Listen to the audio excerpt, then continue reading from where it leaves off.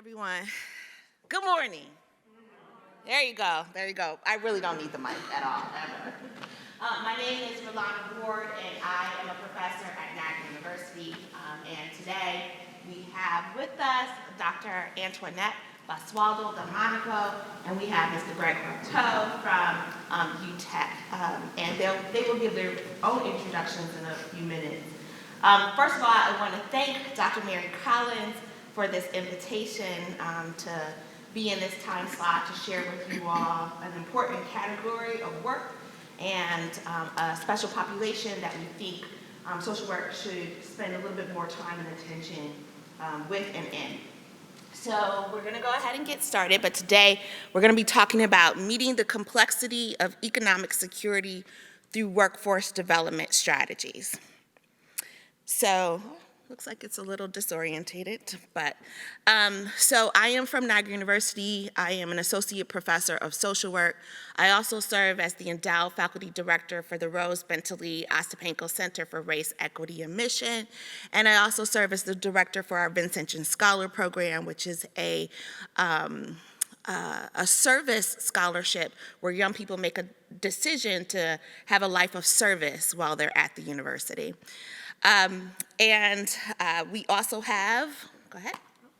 Hi, I'm Antoinette Delmonico, and I am currently the Vice President of Impact and Learning at YouthBuild USA. It's a national organization that supports YouthBuild programs, which are youth and workforce development programs across the nation and globally. And I've been working in the field of youth development and family for long time, and also have a fond affiliation with Boston University in their social work program. Good morning, everyone. My name is Gregg Croteau. I'm the CEO at UTEC. It's good to be here in Phoenix. I'm from Lowell, Massachusetts, and it is like really crappy outside in Lowell, so this is great. So I've been the CEO at UTEC. I won't talk too much about what we do at UTEC because I will do that in the presentation, but I'm a proud social worker. I went to University of Michigan many, many moons ago. I started my career doing street work, doing a lot of gang peacemaking work. I was hired by a founding group of young adults, and that was kind of how I got started at UTEC, and we'll share a little bit more about the work we do, and workforce and some other areas as well. And thank you, my friend, for inviting me here. Appreciate it. I like to say that I am one of Gregg's groupies in this world. I'm just really excited about the work that he does up there in Lowell. So for our work today, I'm going to talk about the definition of opportunity youth and do some of the stats just to provide the scope of the population that we're talking about. Dr. Delmonico is going to go in to talk about workforce development theories, its history, and then she will end by talking a little bit about a study that she currently has. And then Gregg is going to share actually what does this look like on the ground. So how is it that they've taken this need to transition young people who may be outside of our traditional pathways to adulthood and pivot them back into meaningful experiences, work, and education. So to ground us, we're talking a little bit about 13%-ish of the population.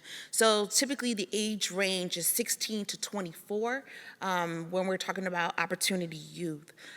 So as you can see, the 15 to 19-year-olds make up about 7.2% of the population, and then 20 to 24 are making up a little over 6%. So in order for us to understand this concept of opportunity youth, we have to think about the pathways that youth follow. And one of the pathways that we typically think is that young people graduate high school, move on to college, get a job, establish themselves, exercise independence. And so we want to see, well, where does this shift start to happen? How does it occur? And if we look at the graduation rate data for public school students, we will see that when we're talking about those who graduate, we already have disparities in the number of young people who graduate from high school.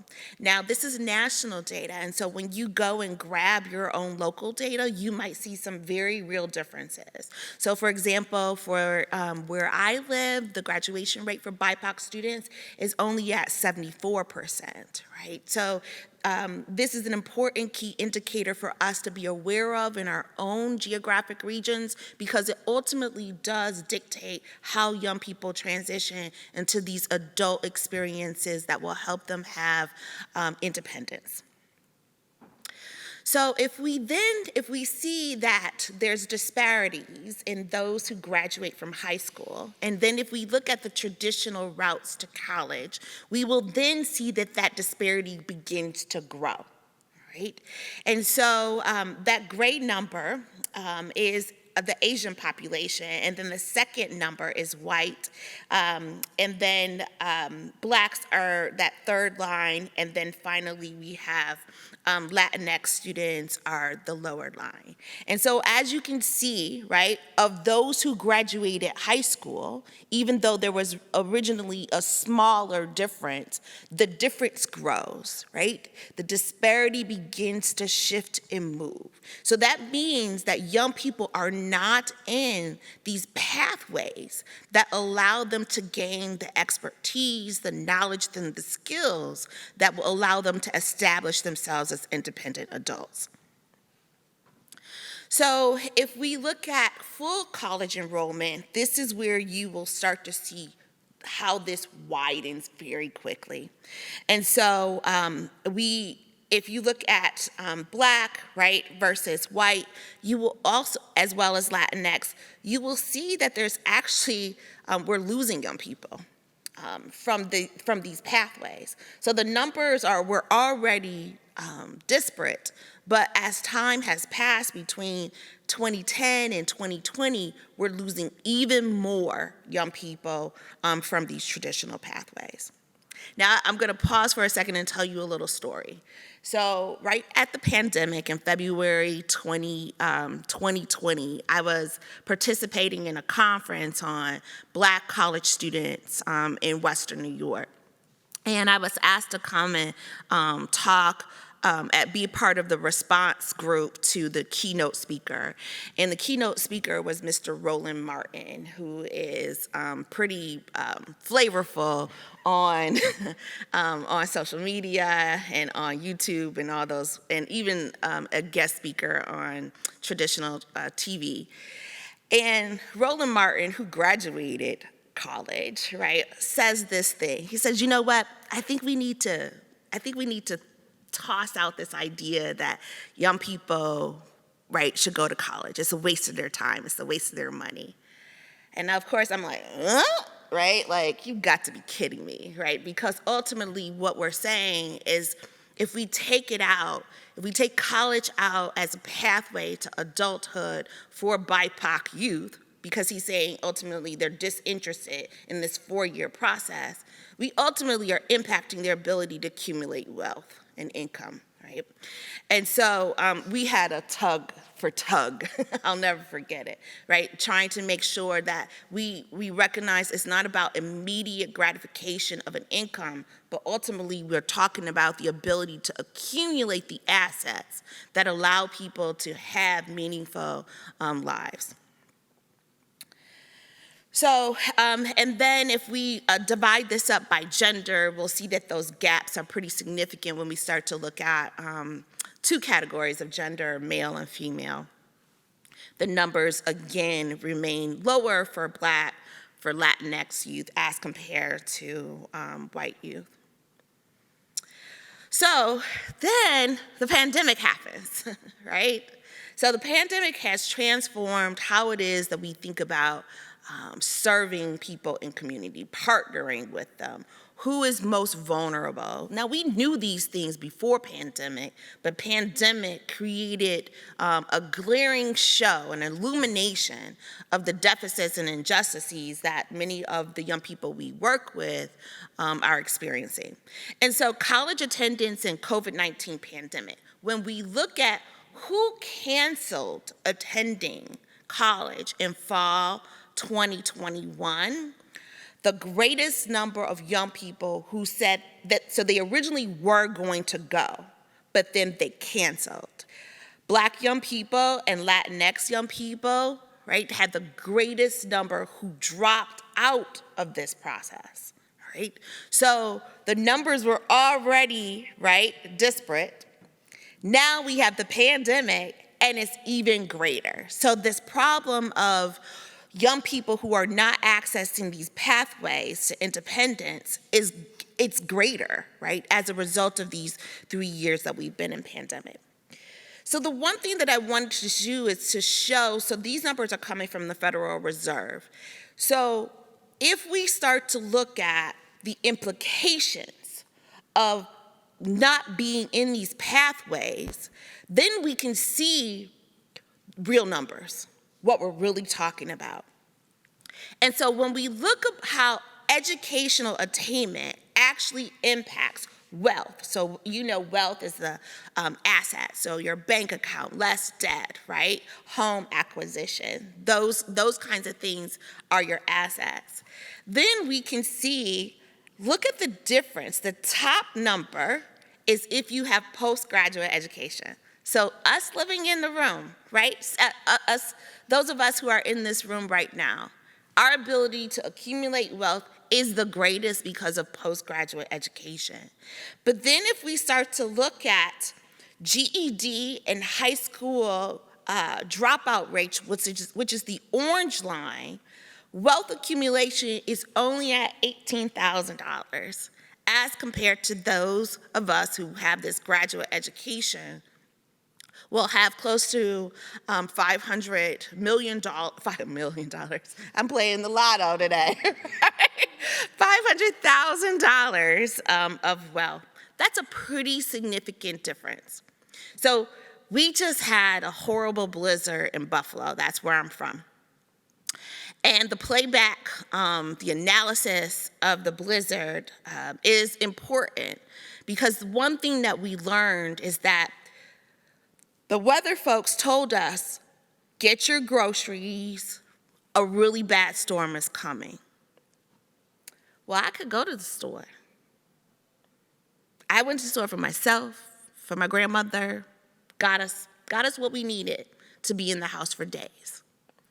Well, people who are at this orange line cannot accumulate food like that for a week to stay in the house. Their food is purchased on the go, right? And so these are very important things for us to consider. This isn't just about the ability for somebody to have frivolous money, or discretionary money. This is about ability to actually live and survive and thrive, okay? So let's get to the definition that we'll be using today as we listen to Dr. Delmonico and Gregg. So we're looking at a population of youth who are between the ages of 16 and 24, who are disconnected from work and from educational pathways. So, the reasons why young people are disconnected, it can be for many things, right? Parental responsibilities, neighborhood experiences. You know, I work with young people who are criminally involved or have corrections involvement. And one of the things that I notice is that sometimes it can be hard to pivot them from street experiences. And it takes a lot of effort to get them to different pathways. And Gregg will tell us more about that too. But the neighborhood is a pretty significant influence in young people's lives that we have to consider. So to most effectively reach out to these young people, we have to understand who is disconnected in our communities and in the geographic regions that we're working with. The why is extremely important to young people. And it could be that they were pushed out. It could be because they had to earn income that was greater than the value of staying in school. It could be because of early involvement in the criminal justice system. But we have to understand what is unique to each one of these young people in order to create pathways that get them back on track.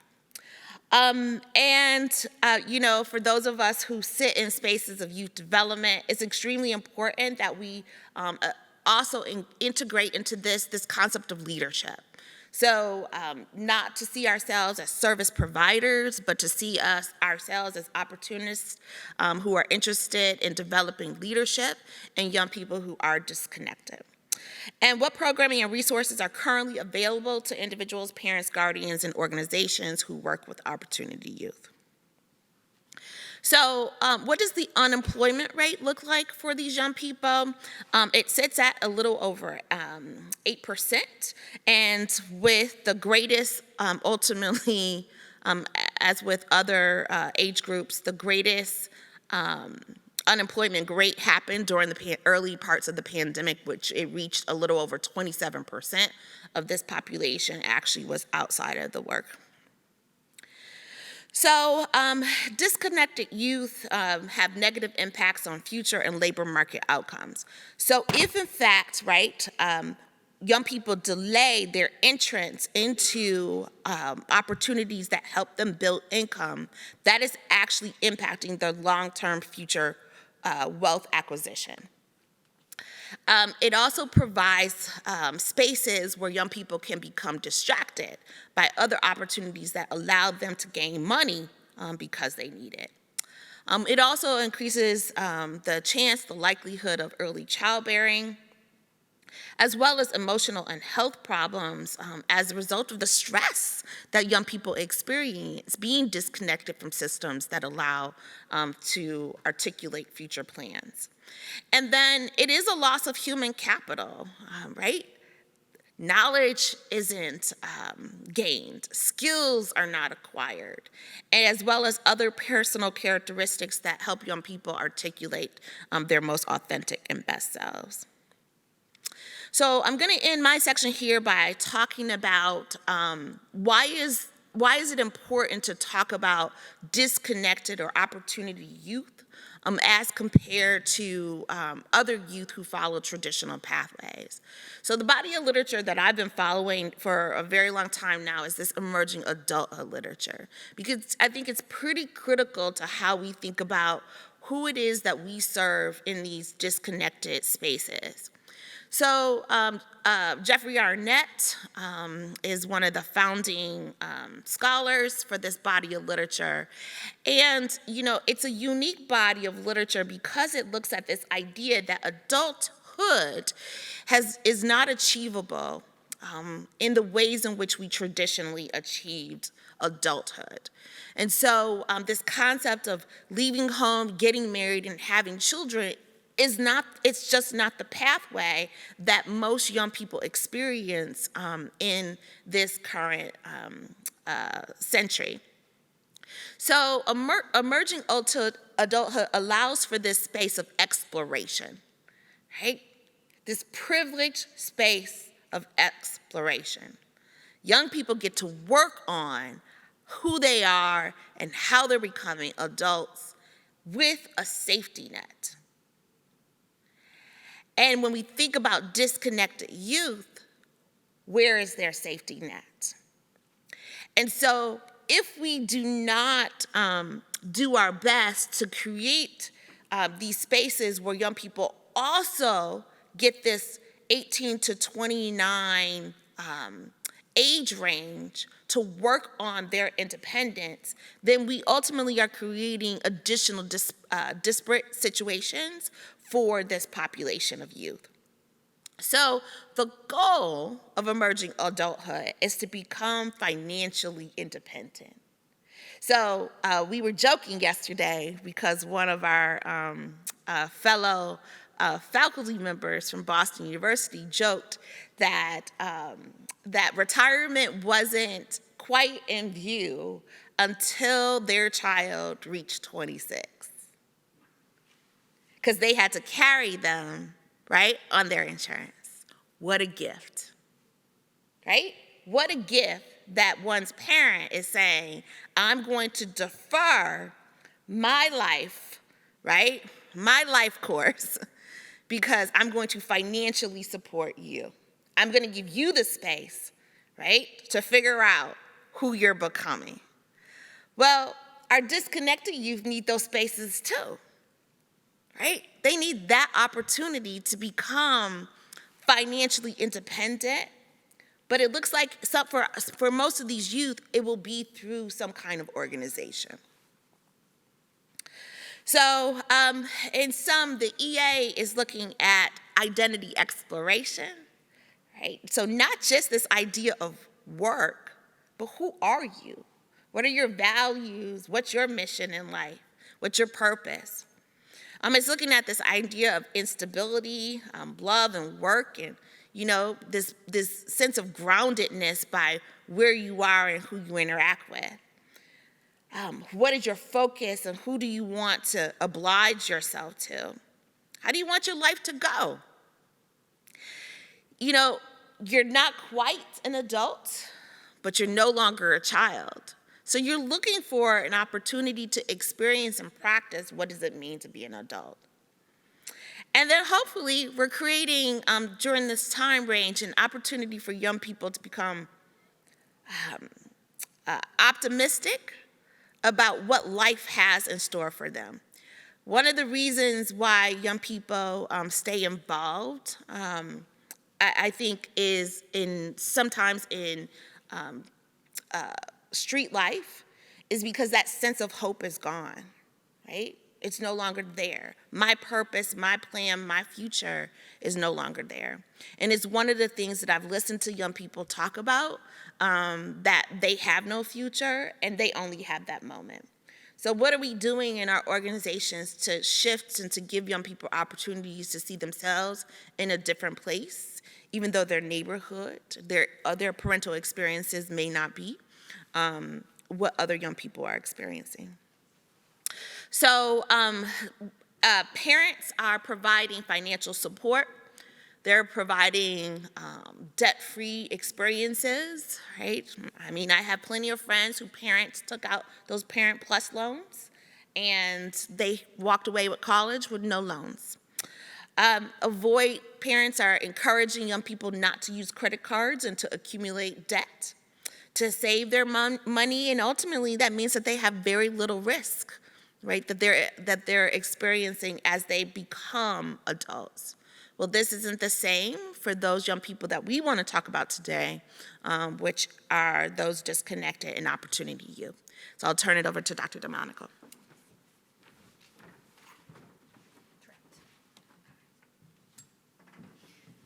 Hi, everyone. So first, I really couldn't have wished for a better setup by Dr. Ward, and in part because what Dr. Ward was talking about is essentially the gap that was created and is created for these other pathways. And one of the key pathways that has become exceptionally popular is this pathway of workforce development.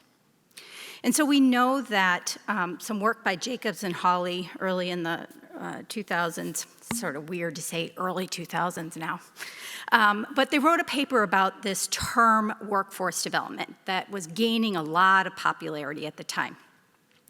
And this terminology really was drawn from these different contexts. I remember back in high school in my community, we had what was called BOCES.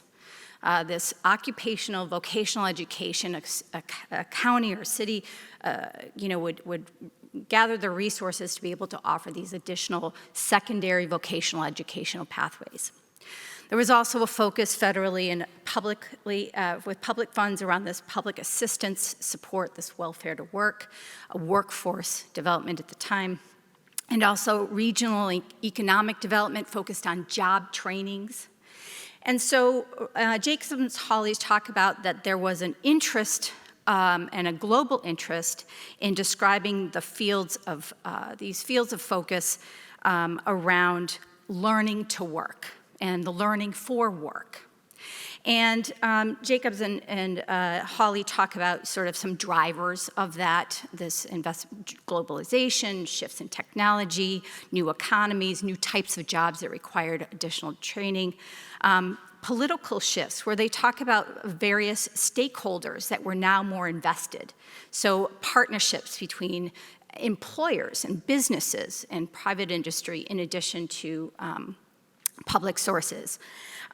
And then they talk about demographic shifts. In particular, they talk about a changing age of workforce. We now have, each generation is getting bigger and bigger. So there are more young people and less aging populations.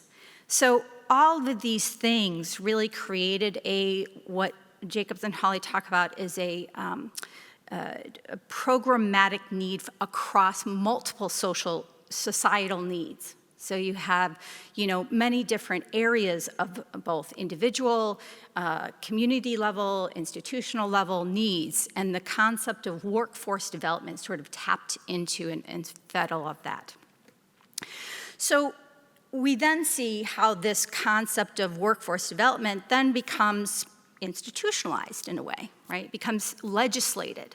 And the Workforce Investment Acts of '98, which was a replacement of the job training partnership, just the language in the shift. And then again, the Workforce Investment and Opportunities Act in 2014 was all very important legislation and reform of this public workforce system, intending to improve access to not just education, employment training, support services for those seeking these skills, and also supporting employers in seeking a skilled workforce. Within that, we have the Title I youth formula programs. So there was a dedicated focus on comprehensive youth-related workforce programs for youth and young adults in this age range that we're talking about, who encounter barriers to these education training. And so about 75% of these WIOA Youth Fund is required to focus on out-of-school youth. So what we're relating to is this, young people that are not necessarily connected in education and working, employment. And some of I'm gonna just mention them here, but we'll come back to this. But the key outcomes. So what does success look like for youth workforce development programs that are targeting young people? The outcome is employment, going back into a training or an education, median earning, credential attainment, so usually completing a high school credential is often that, and then other measurable skill gains, which generally relates to, in some of these, is demonstrating a learning gain or a change in reading level. Those kinds of things can serve as a measurable skill gain. So again, we're talking about young people, and the focus being that the outcome is on these very tangible, indicators. So we sort of lay the ground for this. And I want to take a step to talk about what these experiences of young people, this age group, has been experiencing in the last couple years. So this is not necessarily new. We've been hearing this often over the last couple years, the impact of COVID. And what we are realizing is more so is that COVID has really been a catalyst of cracking open the vulnerabilities that were already in part of our social systems and exposing this vulnerability, especially for young people. And this, so if we imagine that, as Dr. Ward was mentioning, we have young people already being pushed out of systems. And then we have this pandemic, and many call it multiple pandemics at the same time, that created even bringing to light even greater vulnerabilities. So we know that there's this experience of the last couple of years created really a holistic impact on the daily lives of young people, from acute financial hardship and struggle, just meeting the basic needs, negative impacts on education. And more importantly, we know that the impacts of this education, negative impacts on education disproportionately was detrimental to Blacks and other students of color than those in traditional schools. We know that opportunity youth experience trends even more intensely. So when the trend is for all young people to experience difficulty and challenges, for opportunity youth, it's even greater. So they're facing, in part because of historic barriers, in addition to current and recent efforts to enter into the workforce. So not only if there's current challenges that COVID has placed, then on top of that, there's historic barriers that have played into their experience. And lastly, we know significant the impact that communities of color have experienced as a result of compounded and disproportionate impact of systemic racism. So racial trauma, anti-Blackness. So all of these things are creating, again, an environment in which opportunity youth are experiencing any type of programming and services. So, and last, talking specifically about the health and well-being. So, like other populations, youth also are experiencing and experience stress, uncertainty, isolation, deep social disconnection, which ultimately we know affects their learning, affects their mental health, and all of these pieces, again, keep reminding ourselves that for opportunity youth, this becomes amplified. So, and especially, so now let's connect the two.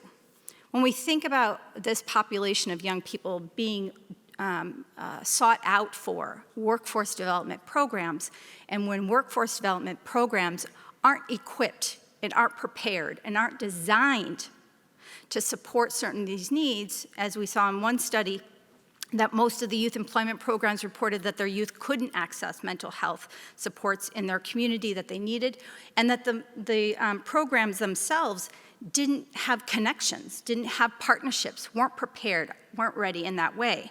So, this creates, again, environments that we are supporting and intended for this population of young people to set them on a perceived better pathway, yet aren't really prepared to support the realities of these young people.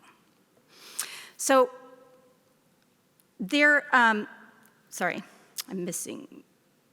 So let me talk a little bit about some of the, there were a couple, the WIOA Youth Formula created a number of programmings that were intended to support opportunity youth.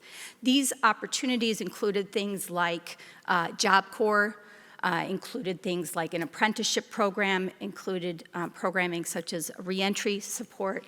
So all of these programs that were legislated and supported by the federal appropriations were intended to really meet this needs and target this population of young people.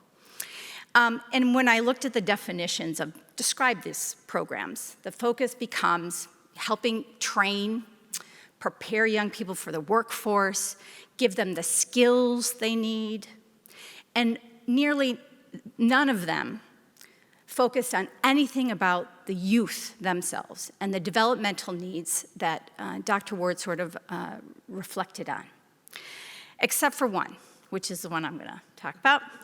And that is YouthBuild.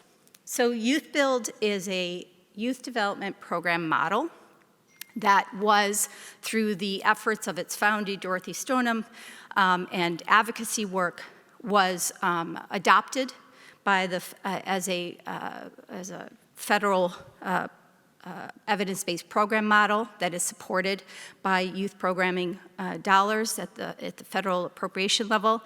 And YouthBuild is really intended to create this alternative in which older adolescents, young adults can pursue their educational and vocational goals within a context that provides much more meaningful support and encouragement than they may have experienced in other settings. And so YouthBuild programs are really rooted in the recognition of the centrality of human connection in young people's growth and development. So at the core, YouthBuild models are really rooted in these assumptions. They're rooted in that the goals, the dreams, the aspirations of every young people is important and it's achievable. That young people do not need to be fixed. Rather, they need champions who see them for who they are and who they can become. And that the desired outcome, instrumental outcomes for youth such as the completion of their education, the promotion of productive career pathways, are best achieved within and through community of love and support. So the YouthBuild program model, as a workforce development model, acknowledges, yeah, we want to prepare young people for, completing their high school essential, providing them with some training, certifications, credentialing that supports them on a career pathway, industry-recognized credentials that support their engagement in employment in the workforce. The model also includes strong support services, really going back to this, addressing the vulnerabilities that were there before, likely many of the vulnerabilities that existed when they were engaged in systems. And I think the other two pieces here is around the leadership development. There's an acknowledgement of the youth development aspect and leadership development piece of young people that gets overlooked when we look at a standard workforce development approach targeting opportunity youth. The fact that we're utilizing language in workforce development that has there's no existence of anything about youth leadership, youth development, the exploration that Dr. Ward mentioned, the part about taking risks and learning about oneself, many of these key important developmental and psychological needs and time frame for these young people. And the last, we add on this piece about love. And so I'll talk a little bit about that in just a moment.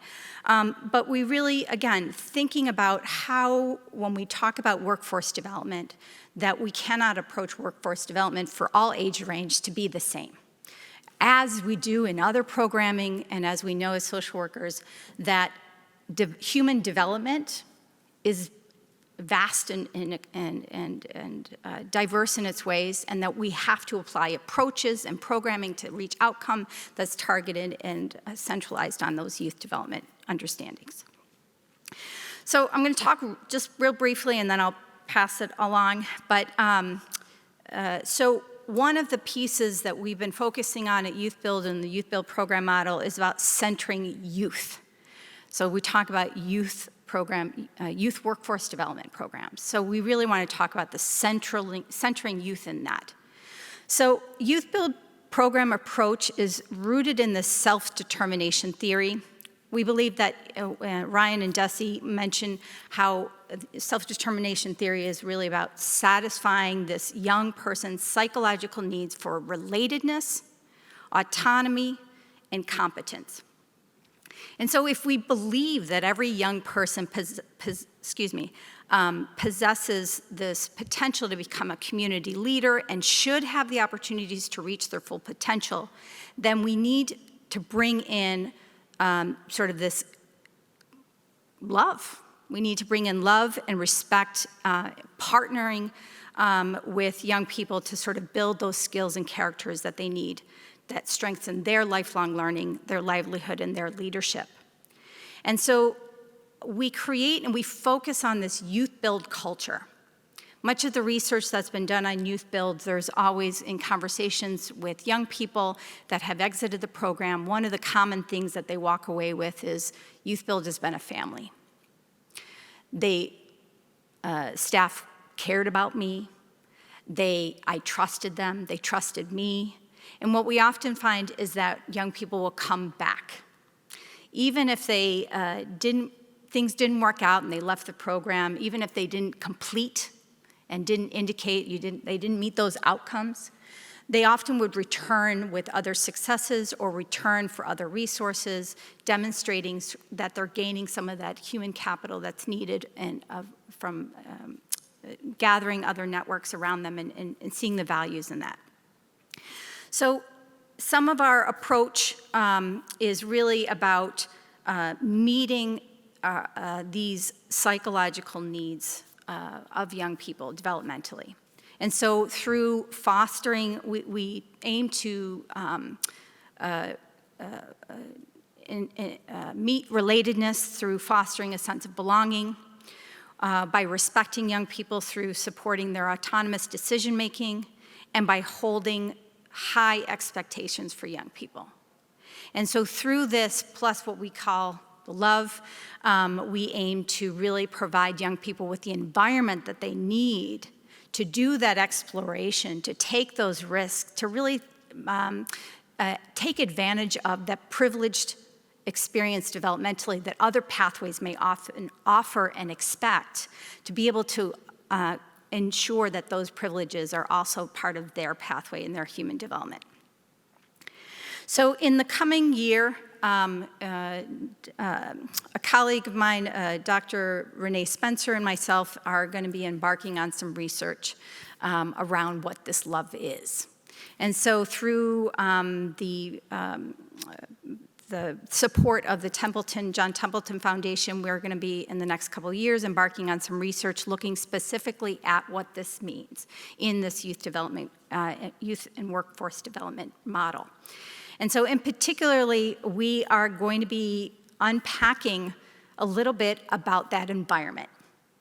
So one of the things, again, is from a social work perspective, really valuing that human connectedness and the role of relationships in any of these programming, especially in workforce programming with Opportunity Youth. We believe that that culture, that environment in which this program is happening, whatever your intended outcomes, that within that environment, especially when working with Opportunity Youth, we need to make sure that we're creating a safe and healthy and positive context through which young people can feel and can grow and develop to be able to take advantage of the skills and the networking and all those other indicators and outcomes that we know will lead to and tend to lead to long-term success in their adult lives. So our study is going to be actually unpacking and looking at the program staff and realizing that as those key relationships, that we wanted to understand exactly what are they doing? What are YouthBuild staff doing that are creating this environment in which young people feel loved, they feel respected, they feel they belong, and that others have high expectations of them? So we often use this words, but we ask young people to sort of say, do you feel this? Do you feel that? Do you experience this? But we don't often ask, well, how do we get there? So what is it that staff are doing? What exactly does this look like? And so we're going to be studying some of this a little bit more closely and articulating this and developing some trainings for this, because we do believe that creating this context within the within the context of workforce development is essential to be able to address the developmental needs of Opportunity Youth. And our theory is that, that by building this with context, by supporting the adults, the actual staff that are working with the Opportunity Youth, that we will then ultimately strengthen those environments for young people and their long-term outcomes. So I'm going to pause here because I want you to hear from Gregg, who will share a little bit more about what some of these other types of similar approaches look like in action. So Gregg.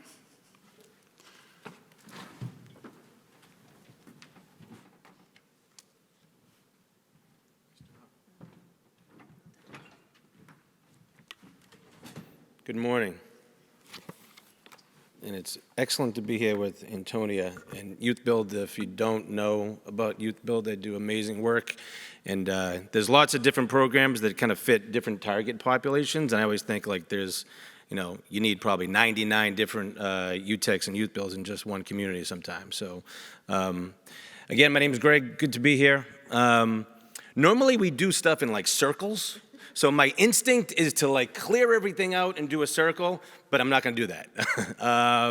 So I just want to say, we'll talk about it as well. I mean, similar to Antonia, like relationship building, right, is really, really important. So I'll share a little bit about how, we do the work. It's not the only way to do it, that's for sure. I always make sure to say this is our approach. We've learned a lot, and mistakes, right, and what works as well. And I'd say I'll have my cards up here. It's a small enough group. If anyone's interested in learning more about UTEC, happy to do that afterwards as well. Also, because it's a small enough group, I'd like to open it up by saying, is there anything you would like to know about, because I can incorporate it pretty easily. Are there questions? We'll obviously have time at the end for questions, but is there anything you'd like to know about the work that we're doing, or anything that you'd like me to speak upon before we get going?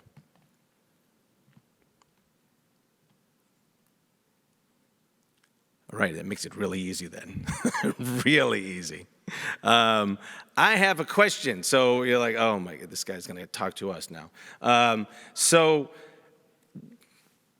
popcorn style. Anyone feel comfortable in sharing what your first job was that you ever had, that you remember? And feel free to identify yourself. Maybe we can, yeah.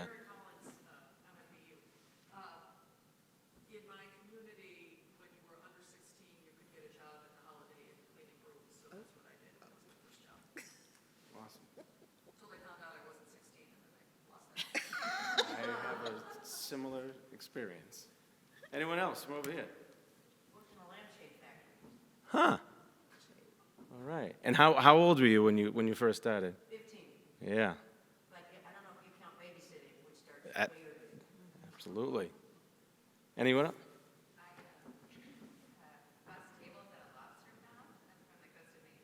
Okay. All right. 14. Coached women's gymnastics. Wow. All right. Huh. Cool.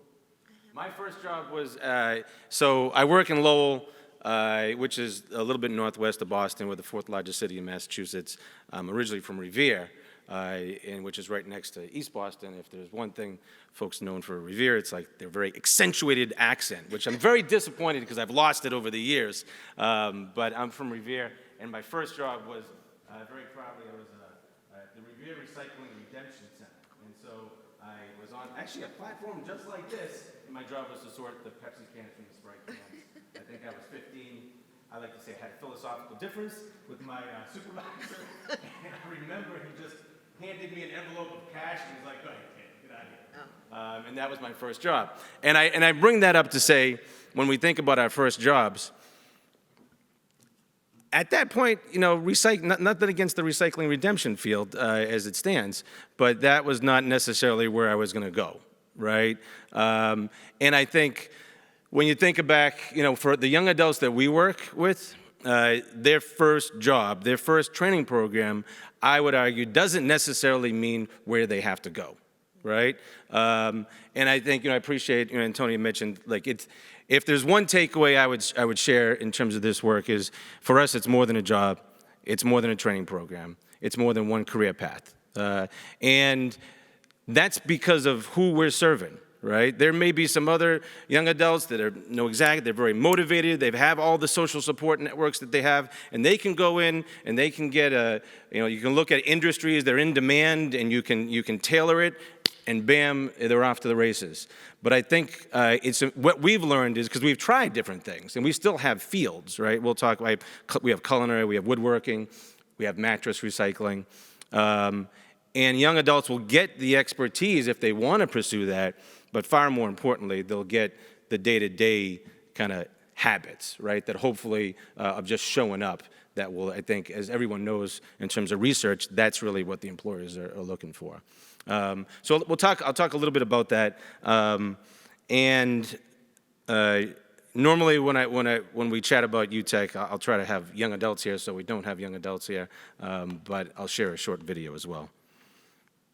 So real quickly, the history of UTEC. So again, my background is as a street worker. That's how I first started. I was very, very fortunate back in the year 2000. So UTEC started actually the year before by a group of young adults. So there's a group of young adults that said, we got a lot of gang violence going on. In our community, we get about 25 different gangs in Lowell. We have the second largest Southeast Asian community in the country. So at that time, we had a ton of issues between the Southeast Asian community and the Latino community, particularly around gang stuff. And it was a group of young adults, to their credit, that stood up and said, let's have our own safe place. And I got hired. We had, a budget of $40,000 and lots of ideas. And I think what that period was important for us was that it made sure we were centered on the young adult voice. And if there's another important theme we've learned over the year, for any workforce program, educational program for us, I think as most folks know, making sure we're always centered in what hearing from young adults, making sure we're kind of adapting to their needs was really important. And so UTEC started really grassroots. I would say we could have been shut down about 12 different times in the first 10 years because our target population is we seek to serve the young adults that are unfortunately shooting each other. Back in, hopefully there's been a little bit more programs over the years, but in 99 and 2000, that was not the most popular thing. And we had to be very, very careful with that. And so we learned to add different components to our model over the years to be both effective and sustainable. I won't go into all the details, but you can see this is just some demographics of who we serve in our most recent fiscal year. We serve about 600-700 young adults altogether between outreach, between the work we do behind the walls and the jails. We serve about 100, roughly about 145, 150 young adults intensively. And again, that's like what I would call like the full package, right? It's the job. We don't use the word case manager, we use the word transitional coach. It's having a transitional coach, it's having an educator, it's having a counselor, it's having potentially childcare. So it's that full package for that 150 young people is really important. I think the takeaway in terms of who we seek to serve, simplistically is, we really want to serve the 10% of the young adults that are involved in 90% of the action on the street. That's who we want to serve. So we're a little bit different, right? If someone comes to us and they have the social supports, or even if they have a little trespassing charge, that doesn't, we want to serve those young adults that really, really need our services. And so our whole hypothesis is we don't have to work with thousands or even hundreds, right? In our community, if we can work with that, 100 young people that have the greatest negative impact because we clearly believe that they can flip that to a positive impact. And so the ROI investment opportunity, if we choose to work with that group, is really huge, right? And I think for any community, it's also important to say, again, this is not the only program, right? We have to have other programs that serve, ages below us, less risk, because the one thing we also know in terms of data that drives us is we don't want to put low-risk young people with high-risk young people. We've learned that pretty clearly. Right, and so when we first started out, because UTEC was started, it was like ages 13 to 23, no planning, and we were like, let's open the doors and see what happens. And you had 14-year-olds with potentially 20-year-olds, and it clearly is not the recipe for success. So we've learned that along the way.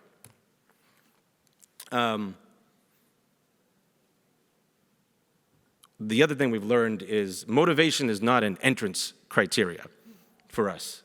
And so that's important for us to say, because it could be very different, right? If we're saying we'll work with young adults who came out of jail and who are motivated now, because unfortunately they spent 9 to 12 months away. What we want to say is that's not, I don't care if you're interested in us or not. For us to get that ROI opportunity, we know, and we have a team of street workers, right? Guys that have lived experience, that know what's going on the street. And I'll talk a little bit more about, we know what's going on behind the walls and the jails. We know who we really need to serve with our partners. And so for us, motivation is not an entry criteria, and that's important for us to say out loud as well. I was really, and I appreciate Rolanda's kind of framing of like emerging adults, right? Because for us, another thing we're really excited about, and it's really happened probably, I'd say, over the last 10 years or even less than that, is a recognition of 18 to 24-year-olds. We say 18 to 24, 17 to 25, but just that general kind of, emerging adult field. Interesting, because I would say in our history, we have very proud to say that our young adults led the first ever campaign to lower the voting age to 17. We got really close, didn't quite make it. And this was like 15 years ago, and now you're seeing other cities, right? So when you think about young adults, you have a push to lower the voting age. We're also interestingly involved in a push to raise the age of juvenile jurisdiction. In Massachusetts, it got bumped from 17 to 18. In New York, you may have known, it got also bumped. We wanted to get bumped to age 21. So you got, and I think we learn, and so you got these different kind of notions. And then there's this, which I learned from some other folks smarter than me about brain science development. Anybody know why I would have like a hot wire car rental application here? It's 25. So the rental car companies, they got it down. It's not 21. It's 25 because they know the data, right? And again, I won't go into all of it because I think most folks know and can appreciate. We always say there's no magic number, but brain science development will tell us, right, go into the mid-20s. So a big part of our theory is pretty simplistic. We need to make sure the young adults we're working with don't get incarcerated for years and years and years, right? We got to keep them out of jail, right? Ideally, along the way, if we're there, not because we quote-unquote save anybody or did anything, but because we're their support, right? We're working alongside them, right? Something sometimes snaps for them. See it all the time. And, I mean, you probably see it with your kids or friends in your family. Maybe it's 24, maybe it's 27, sometimes it's 31, right? That just clicks.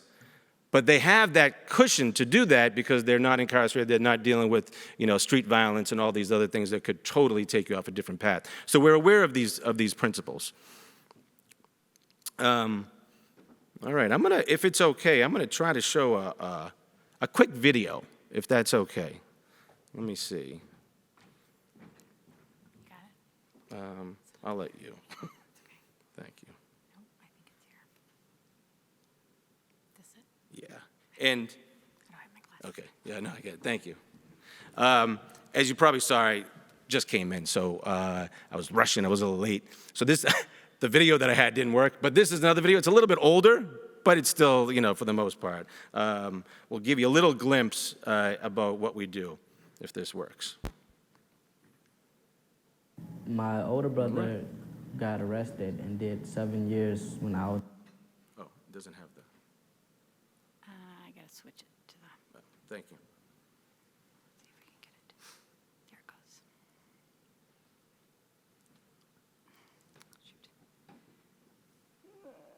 Shoot. like 11, and then my second older brother did 4 years when I was like 12, 13. So I had no older brother like somebody tell me what to do, like, oh, you can't do this, you can't do that. So that's when I turned into the gang, because they showed me that love, but my brother was, incarcerated. I was not staying with my family. I was homeless. I didn't have nothing going for myself, nothing. I wasn't going to school, nothing, no working.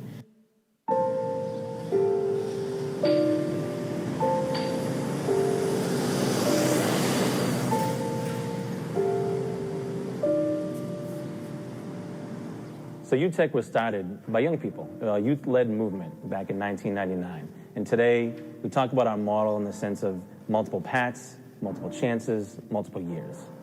We know that for us, the street workers are instrumental to that work. We talk about the idea of chipping away. Sometimes it doesn't take 3 weeks, it might take 3 years to work with a young person.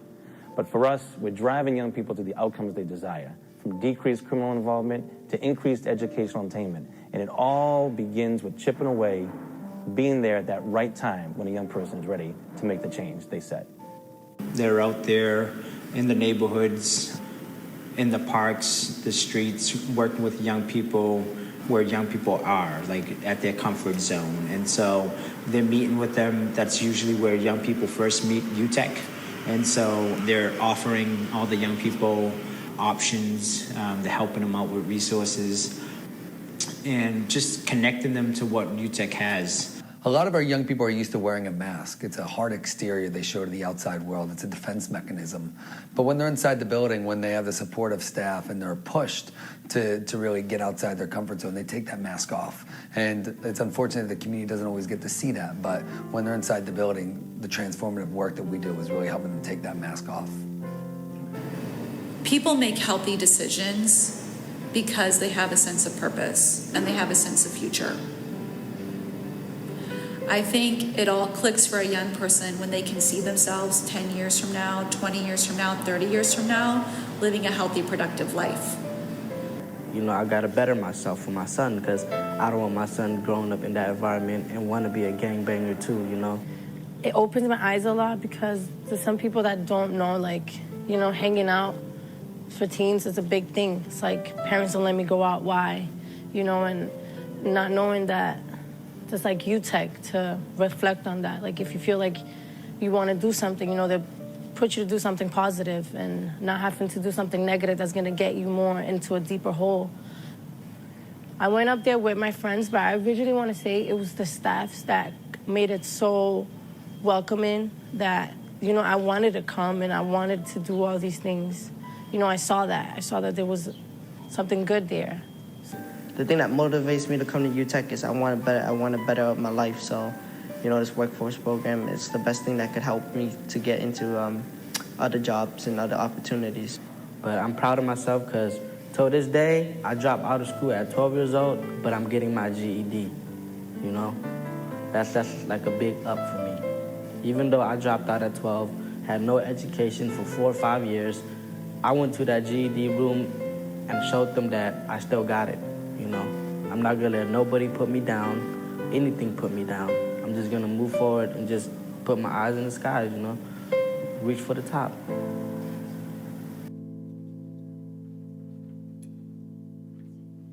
Thank you. I haven't seen that video in a while.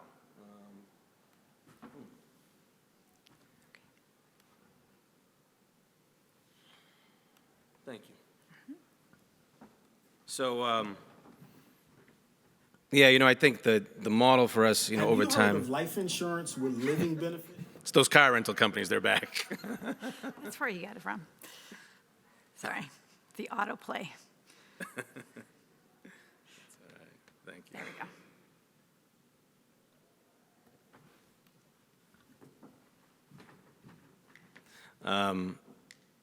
You know, and you know, YouthBuild and Antoinette talks about it. Like I always say, like it's not like one culture is better than the other, right? I would just say like every organization should have its own culture, right? And really exciting that you know, the cultures we're talking about, we say out loud, right? A grounded in love, right? And I think it's good to say that. So these are values of UTEC. Again, one of our learning points for any effective program, we think, is grounded in the values that drive a culture. We hope that they come from the folks that are there, right? So these came from young adults, came from staff. I'll show you, this is kind of the extended version of it. And the one thing I would say is that a lot of this stuff came from just young adults walking into our building, right? One of our young adults, Eddie, used to come in all the time, and he would greet you by giving you a big hug and saying, "What's up, mad love?" And it just stuck, right? Over time, it just stood. These values represent everything that's in our performance reviews. They're not just what's up on the walls of UTEC, right? Every staff, regardless of your role, whether you're a finance staff or a transitional coach, you're learning what it means to be a sponge, right, in your work.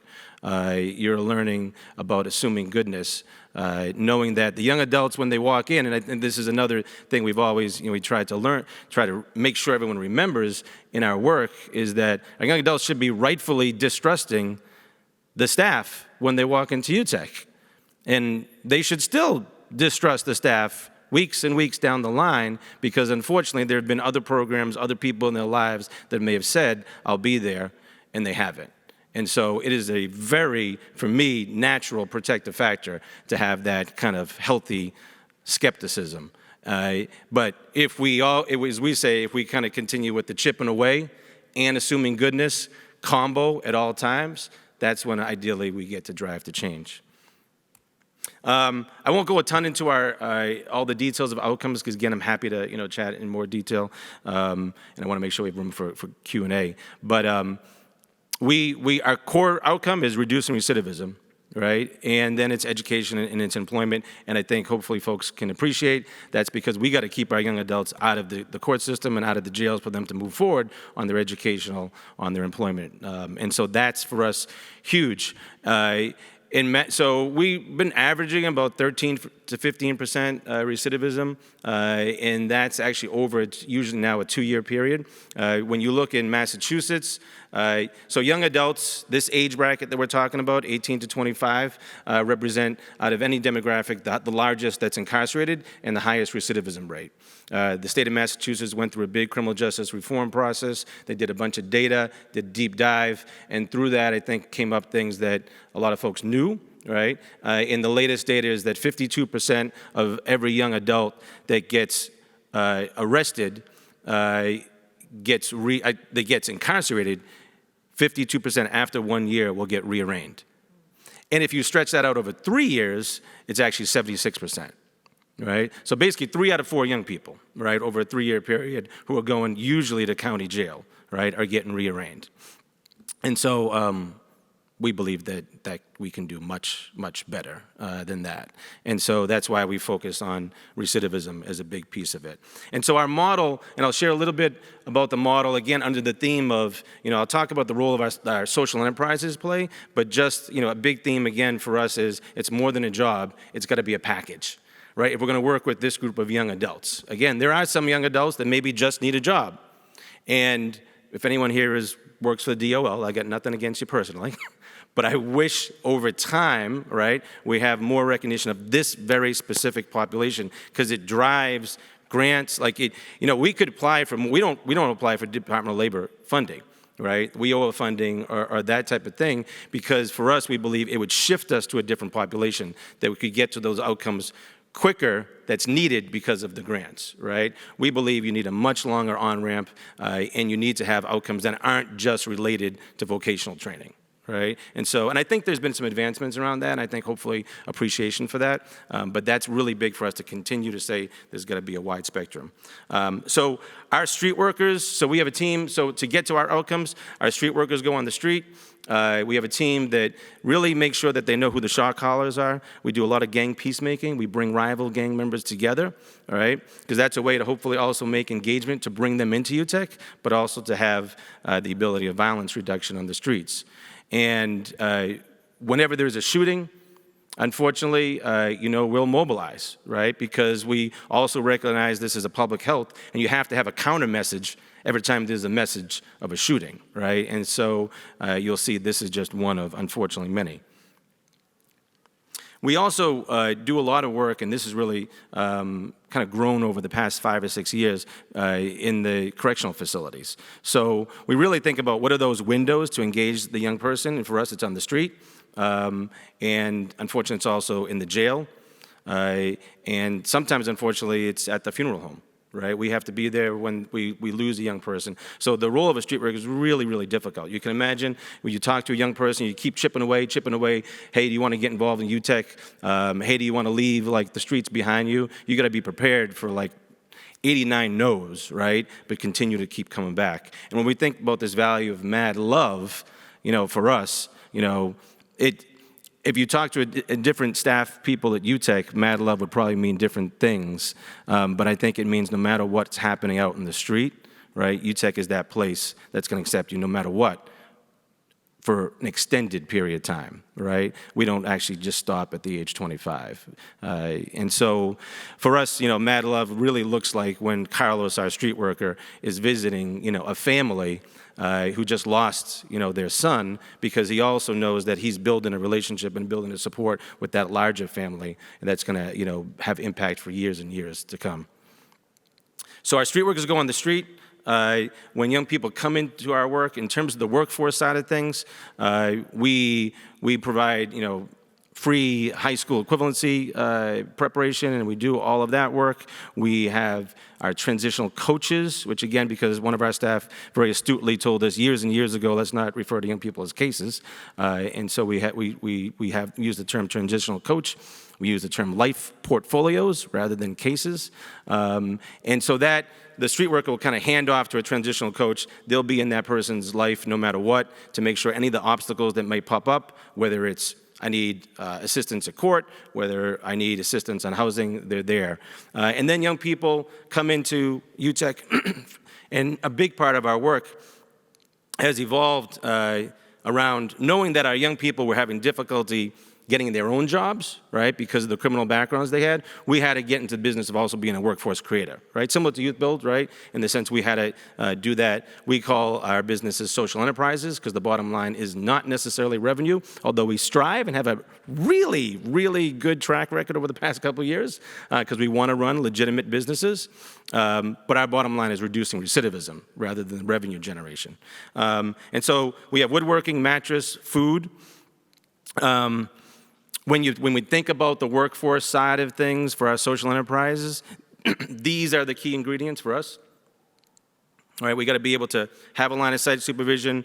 We know that when a young person comes out of jail, really a big piece of our work is like the value our enterprises give us. It gives us an automatic job and a quick on-ramp, right? So I used to be a street worker. A lot of times it's usually what's in your back pocket, right? Because we can talk to somebody on the street and I think that's the value of, UTECs and YouthBuilds. If you're meeting somebody on the street, street outreach intervention is great, but it's got to be coupled with what am I going to provide for you, right? And so we got in the business and just building and building and building up. Now we run our own business, so we give jobs to our young people when we see them on day one on the street or behind the walls, and we can talk to them while they're incarcerated and they have that continuum, right, between the correctional facilities and the work in the community. And so Corey friendly, we were always looking to have an impact. So our food services, we used to have a cafe, but unfortunately COVID shut it down. It's very sad because we made the best veggie chili in the galaxy. Used to eat it 9 times a day. But we switched in COVID to delivery of food boxes, which has been great, and now we're actually going to go and do a food truck. If you are in the North New England area, actually what we call in Whole Foods is the North Atlantic region, everywhere from Connecticut all the way up to Maine, and you go into Whole Foods, you should see a UTEC cutting board there. So we produce a line of cutting boards. We also do a number of other products that we have different partners with. And I never thought as a social worker and a street worker, I would say I'm in the mattress recycling business, but we are very much in the mattress recycling business.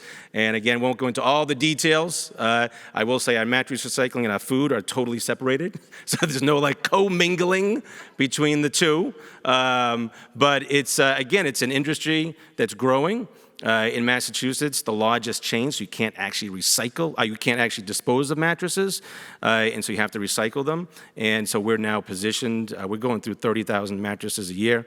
We have about 25 contracts with different cities, but more importantly, provides the jobs for young people. That's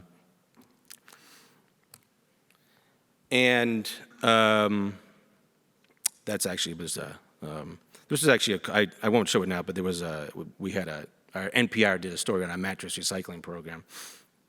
And I don't know if this works.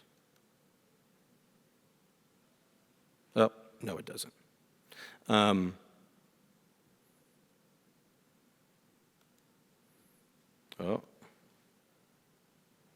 What did I do, Antonia? Okay. So I was going to say that we had a story,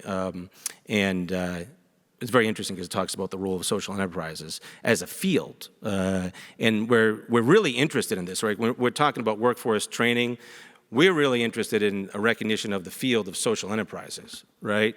Because this is more than just a training program, right? This is an on-the-job, you're part of you're part of a business, right? And that's a big piece of us that we think is the glue, that if there is gonna be a hook, it's because now you're not just, cutting up carrots, you're not going to see anything, right? But you're doing something that's part of a larger business. And I think for us, that's a very big thing. They did a story on highlighting this as a field. What was interesting in this story is the Supreme Court, the Chief Justice of the Supreme Court called out UTEC and the role of social enterprises as a key strategy for criminal justice reform. It was a huge moment in our policy work to kind of help drive that. And I say that because,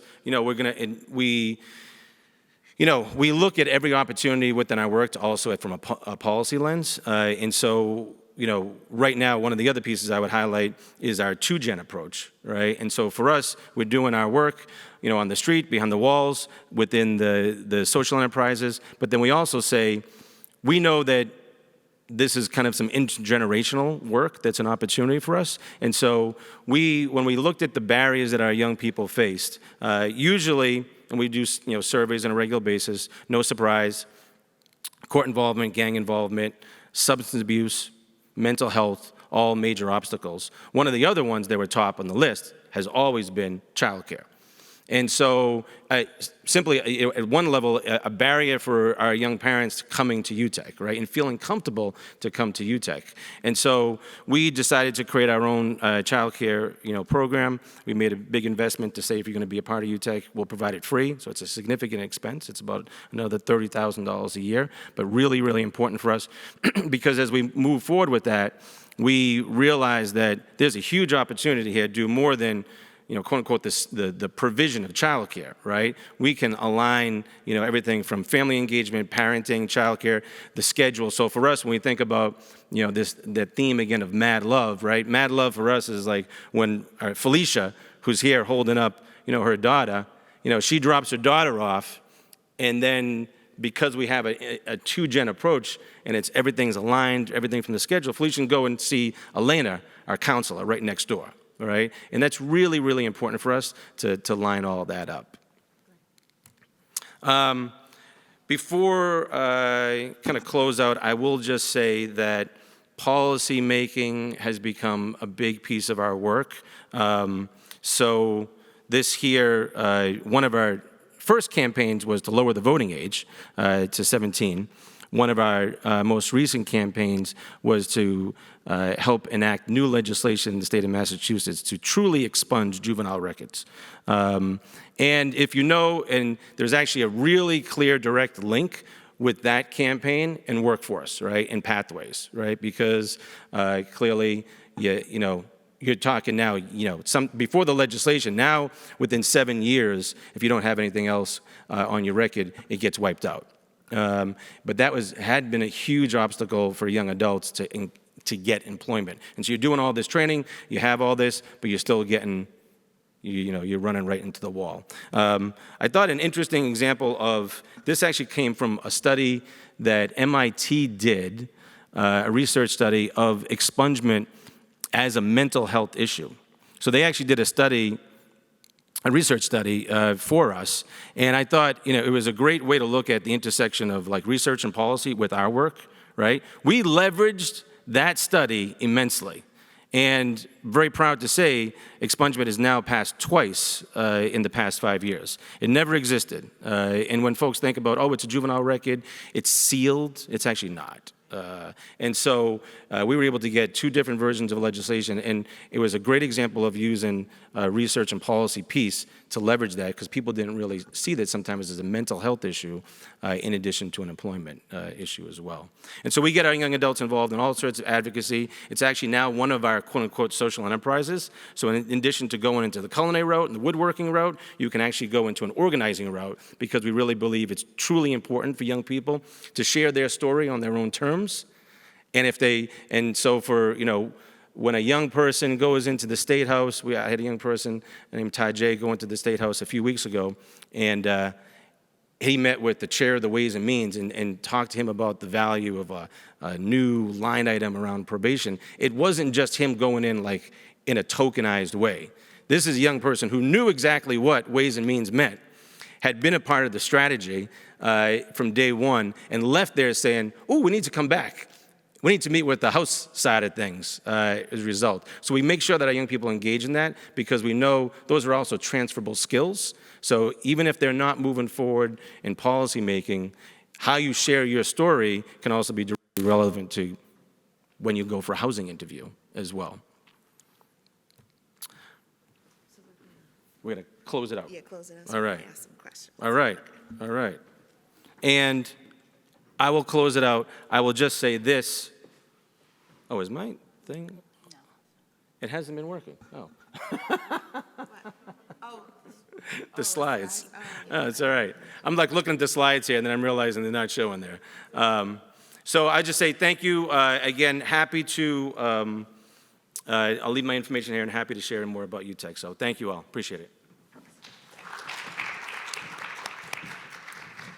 So we have a few minutes for questions, so please pop up. There are some mics there, or you can project and ask the panel questions. Yeah, please. Thank you for your excellent presentations.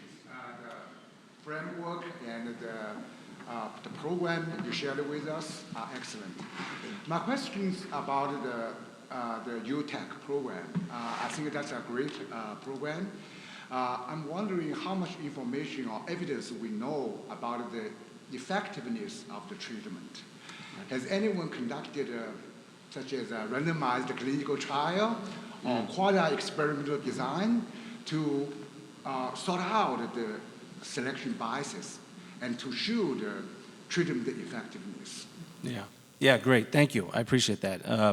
We've had different research studies. We'd have different evaluations. Johns Hopkins did an evaluation of our street worker program that showed, effectiveness there. We had another kind of study around our workforce program. To be honest, we're in the midst of right now thinking about what actually makes sense for us. So this is, and again, I'm not a evaluator.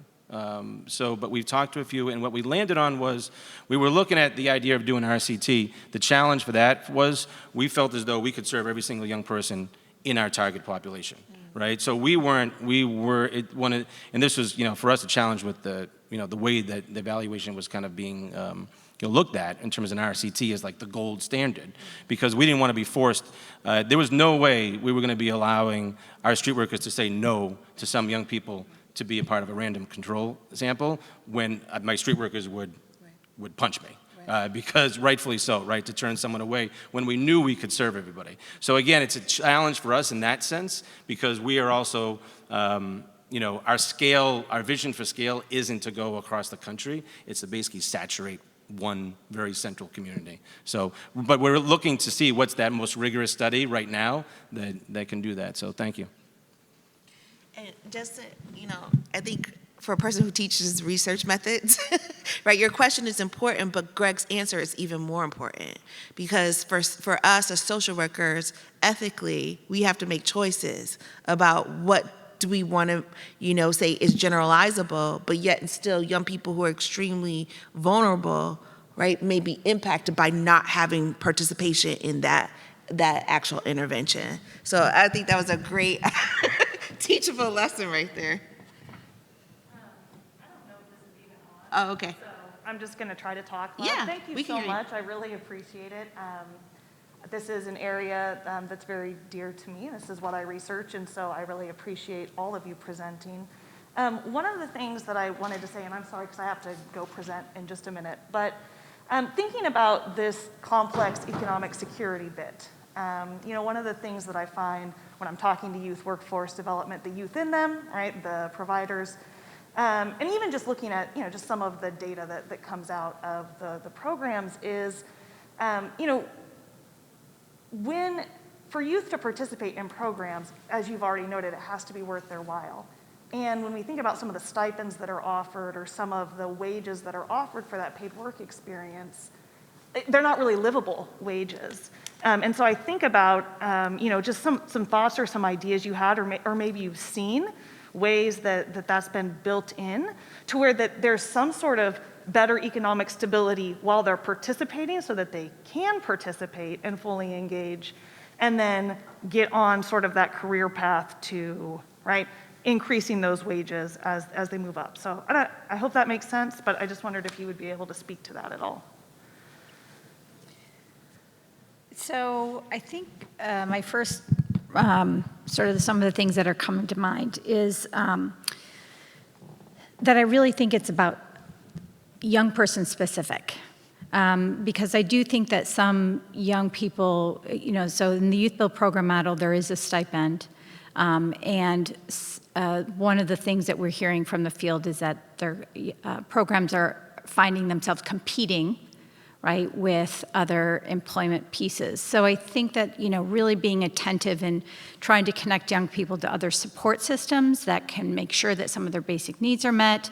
Some programs are actually looking into being able to provide, continue to provide food. I think one of the advantages of COVID is that the regulations allowed and created more food accessible and through programs, and now is that starting to go away? You know, how do we maintain that and that the programs provide that?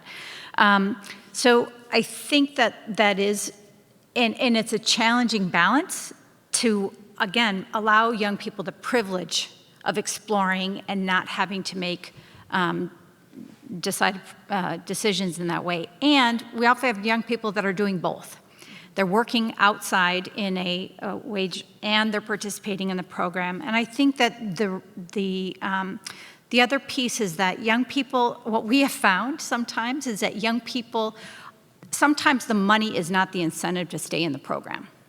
The incentive to stay in the program is that other of their needs are being met, and some of those might be relational needs, safety needs, feeling cared about, that their emotional needs and mental health needs are being cared for. And for the young person, like I said, what we found is that even if the staff say, oh, but we'll give you a stipend for this and for that, that hasn't been enough of an incentive to keep them in the program. So I think that there's sometimes an assumption that money's gonna fix it. So if we pay them enough, or if they get the right job, then that's this incentive. There's something else going on that's keeping a young person in a program that I think is outside of that. And then, and again, how they're connected with other resources to be able to help them sustain in for a period of time to gain some of the educational credentials that they will know they'll get a better paying, they can get an increase if that's where they want to go to. And I think that, you know, one of the things Dr. Ward mentioned about, you know, the education piece is, I do think that many programs are also looking at making sure that education is a choice that young people can make about going into post-secondary. So how, you know, again, all these things I think relate to that stability financially and economic stability. All right, thank you very much. Thank you. Yes. I'm curious, one of the areas I'm looking at is diversion programs. And I was curious how connected either of your programs are. YouthBuild, since I worked there before, it isn't connected necessarily, but in going forward and thinking about wraparound services, and for someone who's coming in and has had that justice involvement, are you working at all with prosecutors or anybody to maybe augment diversion programs with your programs? Yeah, I think, so at UTEC, we work really closely with a lot of institutional partners, the DA's office, public defenders, the sheriffs, police. They're all, you know, all integral to our work. For a number of years, I would say diversion hasn't necessarily applied to us, because diversion, for the most part, has a lot of times been for first-time, low-level offenses. And we're trying to serve young adults that have much different offenses. I think right now, not even in Massachusetts, but I think in other communities, you're looking at like reimagining what diversion looks like. And so we see it now. We see our district attorneys exploring some things. And there are also other models out there. There's a young adult court. And so there's different models between the young adult court as well as some diversion models that will take on. So it could be down the line. So, thank you. And I'll just add real quick that actually, because of the YouthBuild program model, actually there are many communities that are working that they have partnerships, so that one of our programs, we had relationships with court systems that they would say as a starter point, you need to get involved in YouthBuild, and as part of extending or diverting you from probation or things like that. So it is, I do think that there's great opportunity for partnerships in that way. Last question, Dr. Collins. So thank you. I'm so excited about this title. I want to enjoy everything. I wanted to say a little bit about Shanae's comment, College Shanae. I wonder if you might consider randomizing different components of the program so that people are not getting nothing, but it's a way to test out which things work for us. So that might be one way to both the rigorous research and that. But the question I want to ask, if you don't even have to answer it, but I'd like people to think about, I think this is such an important area, and I think social work needs to have a larger role in it. So I want to leave it at that. If we had time to discuss it, maybe some of your thoughts about, because much of what you said, I mean, that's all over. You talk about great ways that social work is essential to workforce development. But I often don't see social work research attending to the And we'll talk later if you have any comments about that, social work. Thank you so much. I'll give you my 15-second. I just say, yes, I think, again, I went to social work school. I think when I went, this was not like what you would see as what you would do, right? I think a lot of times, unfortunately, it's really interpersonal, like, clinical practice, and I think we need to do more and more and more to say this is, right? I don't want to be like, oh, I'm not a social worker, right? There have been moments I can say, oh, I'm not a social worker, because that doesn't, what I do looks very different. I don't want to say that, right? And so I think reiterating that, and I also think using research and policy to drive, to ask an organization and say, what do you need? I'll work with you, and then use it, I think could be really helpful too. So, thank you. Thank you all for coming this morning. I hope that you have had a great time at SSWR. If you have any questions, both of the panel members will be available afterwards, but have safe travels back to your home. Bye-bye. Thank you. Thank you. Thank you.